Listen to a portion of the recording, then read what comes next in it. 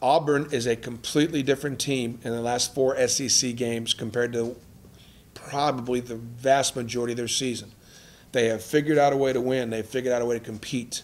The defensive numbers in the last 4 games compared to the numbers prior to that, are completely different.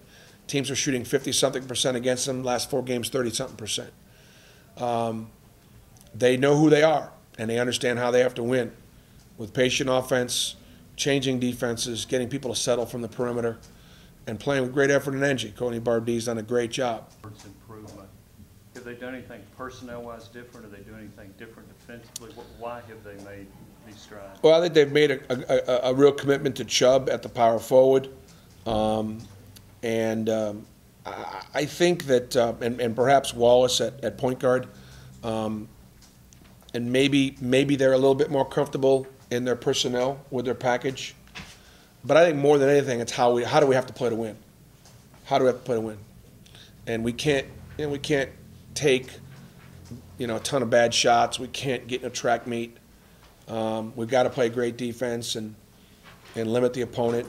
When Auburn has rebounded well, they've out-rebounded their opponent 8 times. They've won 7 out of 8. When they outshoot their opponent, when the opponent outshoots them, they're 2-11.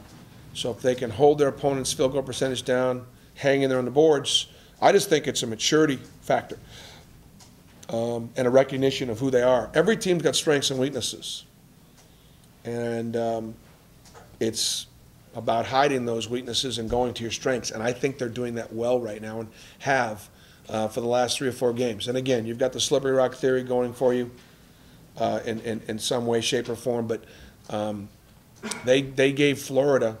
I mean, Florida had a last possession win there. Going to South Carolina and beating South Carolina obviously is enough to raise anybody's eyebrows. They gave both South Carolina and Alabama a game. I think their last 4 games, it's been a different team than the first 3 SEC games, completely different.